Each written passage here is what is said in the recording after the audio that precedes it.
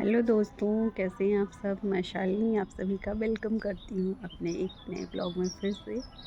तो क्या हाल चाल हैं आप लोगों के। मैं तो एकदम फिट एंड फाइन हूँ। और दोपहर का लंच मैंने कंप्लीट कर लिया है अपना। आप सभी लोगों ने कुछ खाया पिया कि नहीं।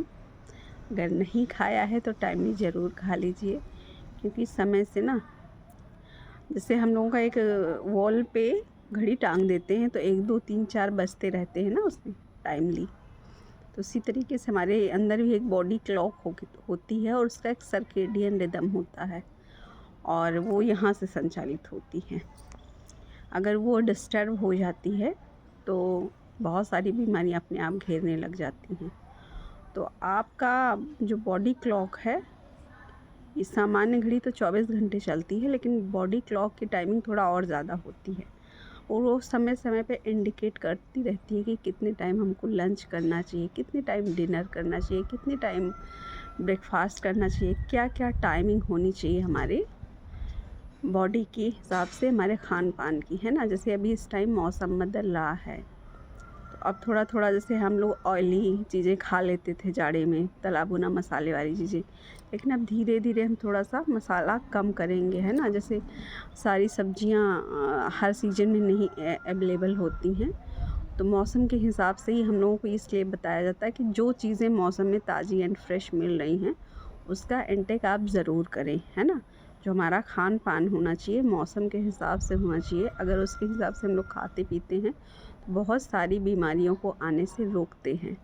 और इस टाइम जो जाड़े में मेटाबॉलिज्म थोड़ा फास्ट था, हम कुछ भी डाइजेस्ट कर लेते थे, भारी से भारी खाना जो है, इस टाइम थोड़ा थोड़ा सा मेटाबॉलिज्म भी आपका स्लो होगा।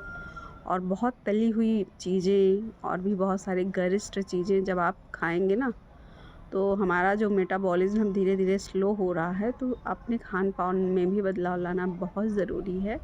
और मौसम के हिसाब से ही अपनी डाइट को जो है खाना चाहिए, कंट्रोल करना चाहिए। और बहुत अगर क्रेविंग हो रही है, एक चीज़ चेक करिए, अगर आपको रात में खाने की क्रेविंग होती है ना, नींद से उठ के कभी भी कुछ भी खा लिए, या फिर 12 बजे 1 बजे 2 बजे, तो सावधान हो जाइए।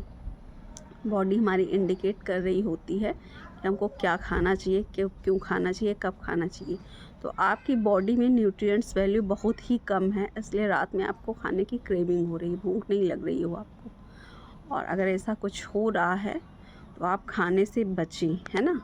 हर चीज़ का एक टाइमिंग होती है, जैसे कि आपको कितने बजे का ब्रेकफास्ट करना चाहिए, कितने टाइम आपका लंच करना चाहिए, कितने टाइम डिनर करना चाहिए, और कितना वाटर का इंटेक करना चाहिए किस वेट पे एक दिन में।